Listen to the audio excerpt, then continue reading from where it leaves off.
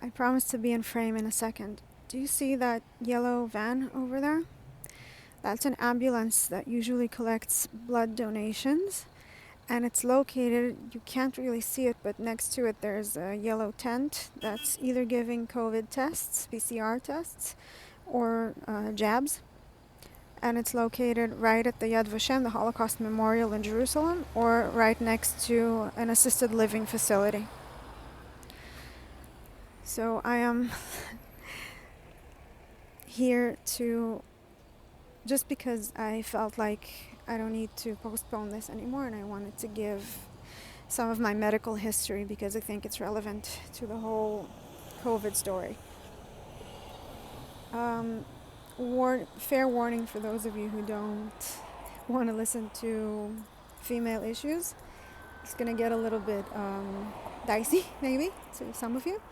So just know that I'm going to be talking about female issues because it matters. So since I was 12, I had horrific period pains. And it's not just regular period pains, it's like opiates don't help period pains. And since then I had 2 surgeries, and the reason I'm telling you this is because I started going to gynecologists when I was 16 years old, which was basically the time when I stopped being afraid of being labeled sexually active, or the stigma, the whole thing, at 12, and I figured that at 16 years old I could finally go to one of those doctors and tell them about my horrific pains, which were debilitating, which because of which I was unable to finish school, and I dropped out right before we graduated. Still finished university, but yeah. So when I finally turned 16 and I went to the first female doctor, the first gynecologist, she screamed at me. She said, "There's nothing wrong with you. All your blood tests are okay. And if you feel pain, take a pill, suck it up, go to school just like everyone else, just like I take a pill when I get my period and I go to work." And she prescribed my first birth control pills. Now, I didn't understand back then why I needed birth control pills if I wasn't sexually active, and I was explained that these are not birth control pills, they're basically hormone pills with estrogen and progesterone, which will make sure that my symptoms, my pain, and my horrific fatigue would go away, which they didn't. I started taking them. I instantly felt like someone had blown me up like a balloon. My stomach inflated completely, like as if I was pregnant. The side effects were horrific, and I've known people who had even worse side effects, like they were going crazy and everything else that you've heard about birth control pills. So then I had a 5-centimeter cyst explode inside of me, which again, I had a concert one day. I woke up and I felt like I couldn't walk. So I took as many pills as I could, and I went to the concert and I sang. And then I sat down and I felt the pain. And it turned out that I needed to go to the ER. So I went to the ER. In Israel, we have a pre-ER system. It's called Terem, which translates to before. Before you go to the ER, you go there. They gave me an ultrasound and they found a cyst on my right ovary, which was 3 centimeters big back then. And nothing was done about it. I was just told to go to the ER, which was my, I think, 3rd visit to the ER. Again, I was told I was crazy back when I went when I was 17 years old, by the way, for the exact same period pains. They told me that I needed to go to a psychologist. And I decided not to follow up with anyone else. As my first gynecologist said, I just sucked it up as much as I could, which is very difficult to do when you feel like your entire body is falling apart and about to explode. And then, so fast forward back to where I was talking about, what I was talking about before I remembered the ER visits. I went to my GP, who was my GP at the time. I told him they found a cyst. which is about to explode, and it needs to be taken care of somehow, either via laparoscopic surgery or some other way to drain it. And he said, I'll send you to another ultrasound because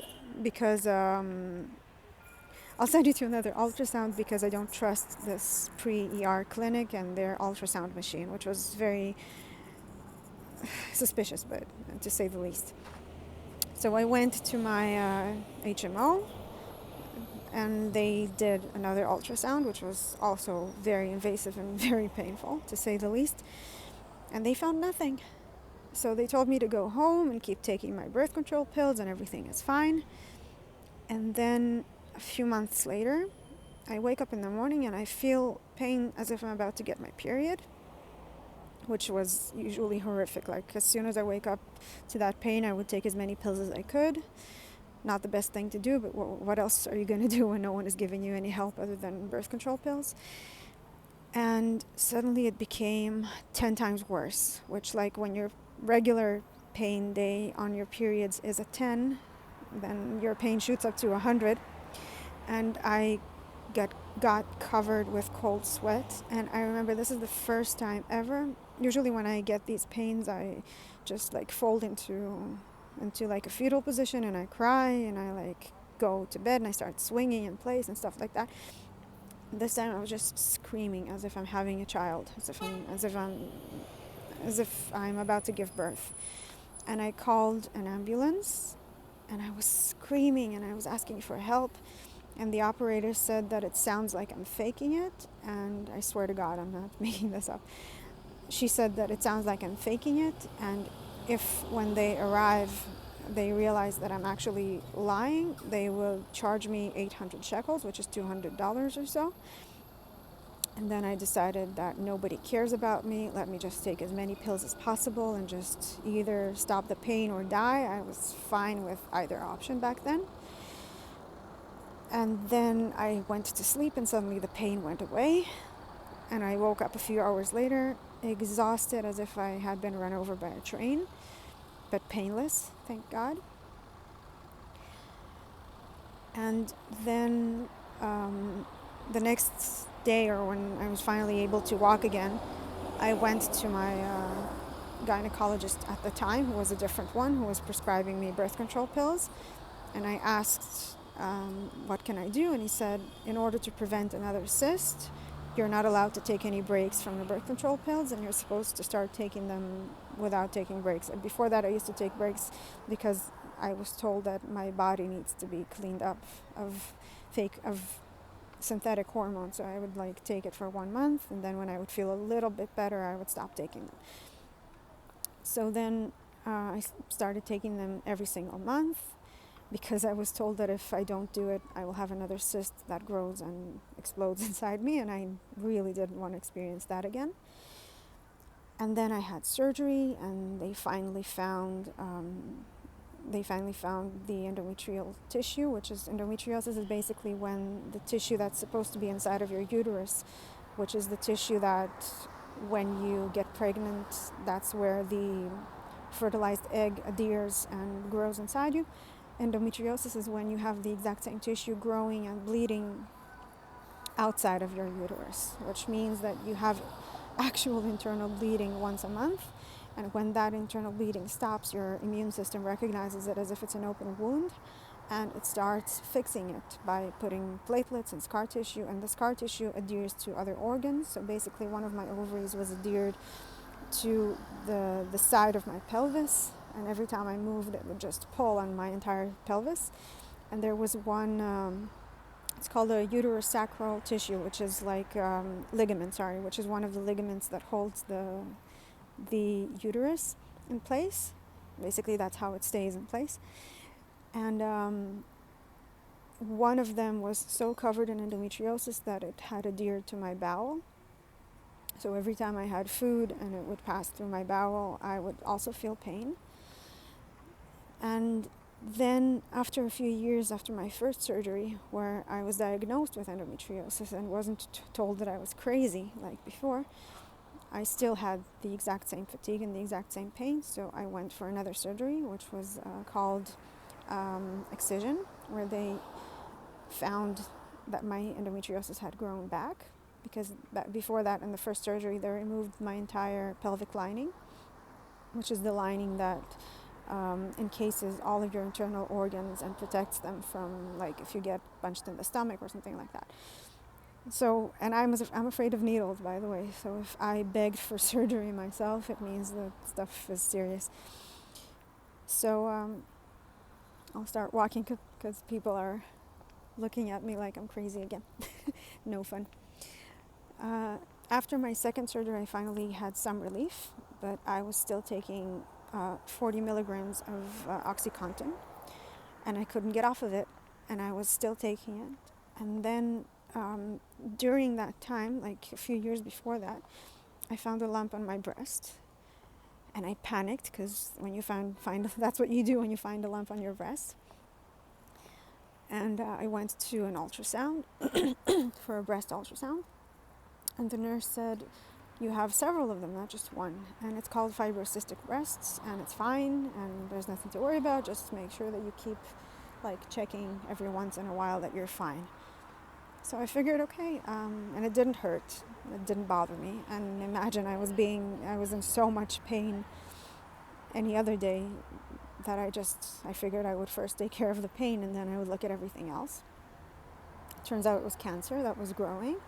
And not only was it growing, but it was also feeding on the hormones that I was receiving, because none of those safe and effective doctors figured that they should give me a blood test to see if I can even receive birth control pills in the first place, because some women's hormone levels are elevated and other women's are too low, and you should supplement it or give something that suppresses them in some way so that you're not doing damage, for example, causing someone cancer. So basically, fast forward to 2020. In March, COVID hits.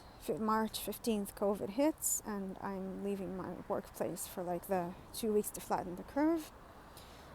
And then in June, I decide that I really need, like, something is really happening and I need to go. I didn't even know where to go for this, because I was told so many times that I'm crazy and that I'm making things up. That, I mean, why would you go back to a place where they abuse you so many times? And I had to go to that same hospital to check out my breast lump. So finally I found a nurse who was kind enough to help me through these procedures, and I had to go through biopsies and some awful things. And again, I'm afraid of needles. So going through a biopsy of a tumor is like the scariest thing I've ever seen. I was crying like a child, and they made me wear a mask while I was hyperventilating as well, which was like I was basically inhaling the mask. Turns out that it grew and spread, and it was already almost too late.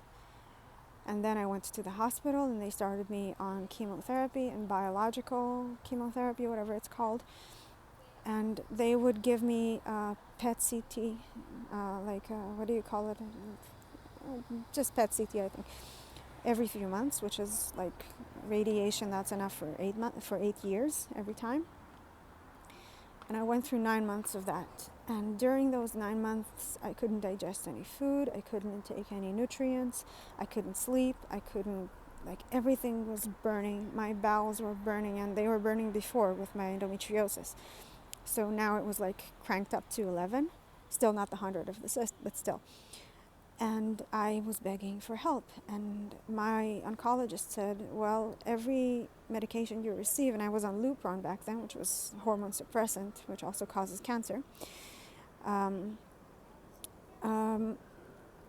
So he told me that every drug has its side effects, and that I should just like suck it up, and a few more months it'll be over. 3 months pass, he said 3 more months.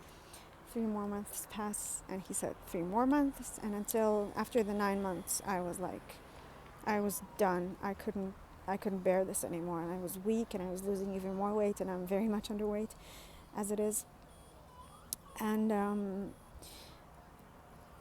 some things that I'd rather not share, but like I basically couldn't walk the street without needing to go to the bathroom. I was feeling like I was losing what little humanity I had left. and I decided that I need to look into alternative medicine. And back then, that's when they started the whole vaccine rollout and everything. That's already in December. And I realized that we were being lied to about so many things. And I found so many alternative doctors who were talking about alternative medicine. And I figured they can't even tell the truth about this one condition and this one jab. And they want me to trust them. And they were giving me radiation from this CT scan. They were giving me poison that also causes cancer. That's when I found out, because I wasn't informed that chemotherapy also causes cancer and that Lupron also causes cancer. And it turned out, when I was talking to my doctor, after I'd already felt better on natural medicine, that I told him that I was leaving because the whole jab thing broke my trust in all of medicine. And he called me stupid and called me names and all that. And they were also pushing the jab on cancer patients when people were being told that it was going to exacerbate cancer, which it did. And there was a cancer patient who was elderly, and right before I left, he was sitting next to me waiting for my doctor. And his wife was sitting there in a mask, and she was like, I can't even go to the bathroom. I'm too afraid to go to the bathroom. What if I take off my mask and I get COVID?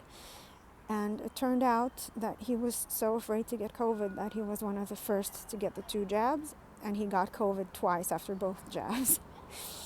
The cancer patient, and now his cancer is also in danger. So when I was talking to my oncologist, when I asked to stop the treatments and leave the hospital, he revealed to me that the reason I was receiving a CT scan every 3 months was not because they wanted to see the progress of my tumor, but because the Ministry of Health wanted to see the progress every 3 months. Otherwise, they wouldn't authorize my HMO the payment for the chemotherapy I was receiving. So basically, I was being irradiated just to make them happy. And that was like the last straw. After he'd called me names and everything, and I realized nobody cares about me. I'm just an experiment. And the second I left the hospital, I saw that they were also constructing an entire new wing for oncology. And I realized that they were basically preparing for side effects, if you know what I mean. So then I started looking at alternative medicine, which doesn't cause cancer. And I'm not giving medical advice here, and I still don't know if I'm going to survive this. I really hope that I do, because I love life and I enjoy exploring food and medicine and everything else. By the way, after I left, I went to a Chinese healer, which before I would call them quacks. He touched my stomach and he said, there are several nerves, major nerves in your pelvis that are so badly damaged from chronic pain that they're just shooting pain into your brain. And one of them is wrapped around your bowel. The other one is wrapped around your, I think it was a gallbladder. One of them is around your uterus. Basically, every spot that I had pain was because of a damaged, major damaged nerve. And we started releasing them. And he knew that I had a fear of needles, so he started working with me with breathing exercises as he was pressing on all of the nerves. And when I would get home, I would be in so much pain because the nerve would be shooting and screaming bloody murder. And then suddenly back then after the chemotherapy, I was on 60 milligrams of OxyContin. And I thought that I would be addicted to them forever because I didn't even know. I knew that I was taking it for pain and not for pleasure. But I didn't know if I could ever get off these drugs because they're opiates and they're strong opiates. And then suddenly I don't need 6 of them, I need 5 of them. And a month later, I don't need 4 of them, I need 3 of them a day. And then suddenly 2. And now I'm completely off every single medication I was taking. I wake up usually at 7 or 9 a.m. I started going to the beach, as you can see, although that's usually during the evenings before sunset, but still. And before I was fired, I was able to work again. I was enjoying food. I was absorbing nutrients. I was gaining weight. I was exploring several types of diets. My pain stopped completely. Not just my endometriosis pain, but my cancer pain as well. And look, I don't know I hope that I can survive the cancer as well. But my endometriosis is in total remission. And that's a chronic illness that you never heal, that's never healed. I mean, I had a Facebook group that had 16,000 members, and they were only getting worse. And the reason I shut it down actually was because when the jabs were rolled out, there were just the rumors. I mean, some doctors were saying that they might cause bleeding and you won't be able to have children. And I think that as long as you have a Facebook group that talks about women's issues, I started talking about it, and I started saying that in Israel they're mandating this, and what happens if they damage us even further, and do your own research. Just like we were talking about everything else, we were also talking about Lupron, and we didn't say not to take it, we just said ask someone who took it and ask them about their experience, because this is a very controversial drug, which is how I knew that Lupron was also dangerous and got off that as well.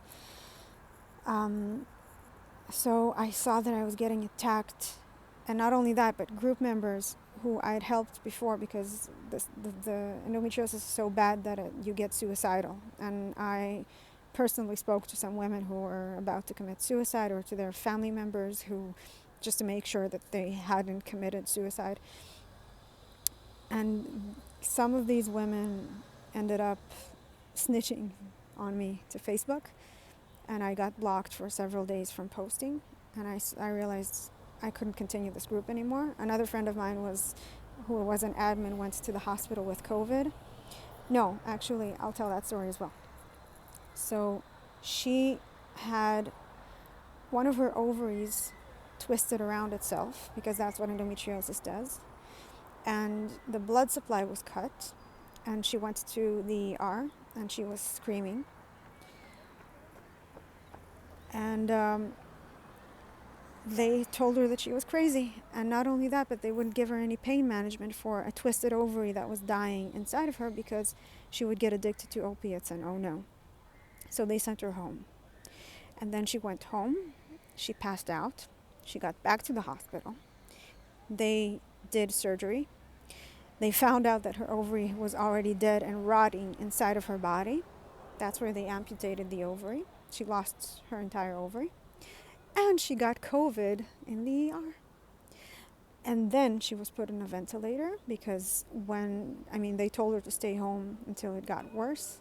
And when it got worse and she was already coughing up some kind of a brown liquid, that's what she said, she went back to the hospital, and her doctor actually tried hydroxychloroquine, which didn't work because it was a late stage COVID.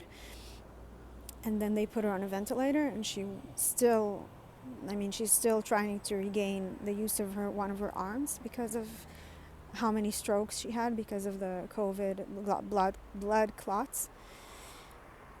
And she was one of the admins. So when she was in the hospital, I couldn't bear it anymore, and I shut down the entire group. I figured I didn't want to do this anymore. And a few months had passed, and I realized I was telling people what doctors had given me, like prescriptions for birth control pills and things that I was put on myself. And I thought that it would help me, and I would tell other women that this is what I was put on. And then I realized, wait a second, I was giving them basically legitimate advice, like what my doctor had given me. And what if they asked for this of their doctors, because I had been given this? And then what if they get cancer as well? And I figured I am not qualified to even tell my story to women going through endometriosis, because what if I gave someone cancer just because of the doctors that gave me cancer? So it's for the better that the group was shut down. It was just a humor group. It was like endometriosis memes, but just to cope with the pain, we were using memes and humor, but still there were so many cases of women who had nowhere to turn, and they were asking for advice, and they were suicidal, so we became like a community. And now I'm into natural medicine, and I'm feeling better than ever, and I never thought that I would get rid of endometriosis. I thought I might be cured of cancer, but never of endometriosis. So I hope to cure my cancer soon as well, the exact same way. And if not, at least, living without pain for as long as I have. is better than being on chemotherapy without being able to, like, breathing was painful, and the endometriosis was 10 times as painful. So at least now I'm no longer in pain, and I'm on zero medication, even for pain or anything else, which I had not been on zero medication since I was 12. So just because someone is a doctor, just because someone studied to be a doctor for God knows how many years, doesn't mean that they know anything about medicine or humanity. And we're all their lab rats. So when someone is telling you to take the jab, and when you have questions, you're told that you're not a doctor, you should tell them with a lot of self-confidence, that had this been a theory thrown out there in the air, that would be okay for them to tell you that you're not a doctor. But as soon as you're being turned into the lab experiment, you have a word, you have a choice, and you have a say. And if someone sold you into slavery, basically, you have a say, because we're living in a modern age and we know that slavery is wrong. Back in the day, they would sell slaves at the market, and they would keep them illiterate so that they couldn't sell themselves free, but they couldn't even see the contract that was being signed about them and their children, selling them into slavery. And now we're being sold as lab rats. We were all sold by Netanyahu in Israel to a pharmaceutical company, and the contract itself is basically secret for 30 years. So we were sold as lab rats, and we can't even read the contract. So please say no. Just say no. Because when the government it's not even about private property, which communism was about. Like, there's no private property, and we're protesting against that. And now some conservatives, especially in Israel, are actually pushing medical experiments that penetrate your skin and penetrate your body and even your cells. Just say no. It's not just a slogan. And also, one of the comments on one of my previous videos was, I can't remember exactly what it was, but somebody asked me, how is it possible that I have leftist friends? First of all, if you don't have friends you disagree with, then why do you even have friends at all? But what happened in Israel is the opposite of what happened in many countries.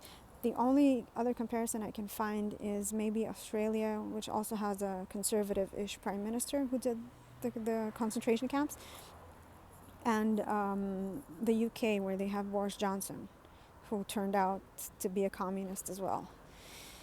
And what happened in Israel was that the left was trying to basically start a coup against Netanyahu, because he was legitimately elected back then as a conservative prime minister, as a Trump supporter, and all that. And so all Trump supporters were basically Netanyahu supporters as well. But when some of us learned that he sold us into slavery, we started protesting against him as well. So what happened is that, for example, in America, there's a conservative majority with liberal minority that's protesting against these mandatory jabs. And in Israel, it's the opposite, actually. But in Israel, there is an authoritarian left that's pushing this. That's why I was fired, because my bosses are all authoritarian leftists. And those who were liberal in the leftist parties instantly saw what was happening, and they said no, and they started protesting against this. And some conservatives, because basically Netanyahu was being attacked as much as Trump was being attacked, so people didn't believe the attacks against him, and that's why they started defending him at any cost. So when we told them there's no FDA approval for this medicine and it's an experiment and he sold us, they would attack us. And I would say, like, I stood next to you in a protest, and I was like supporting Netanyahu, and I voted for him. I've been voting for him since 2015. So I don't have an agenda, but I came from Soviet Russia. My body belongs to me and my property belongs to me, and I will not be sold. But they wouldn't believe us, and they all took the jabs, and they blindly trusted Netanyahu. Honestly, I'm surprised that the conservative right didn't do the exact same thing, because the jab was started at warp speed and all that by Trump. So I figured that it would be the same in the USA, that the conservative right would go, Trump saved us, let's all go take the jab. And thank God you're smarter than Israelis. So now I'll end with the joke that I've been making every once in a while. Jewish people, from the Nobel Prize to the Darwin Awards. Also, look in the what do you call them? What do you call them? In the info under the video, which I'm blanking on the word right now, I'll add an interview that Bigtree just did with one of a physician's assistants about the VAERS system and how she was threatened by her own hospital. I'll add an interview with a mortician from the UK who was talking about how his experience with COVID. And there was one more video that I wanted to add that I forgot last time, and it didn't let me edit the video, so I'll add that as well. Thank you for listening. Please, please take care of your own bodies and your own autonomy, and don't let anyone sell you or your children into modern day medical slavery. God bless you from Israel.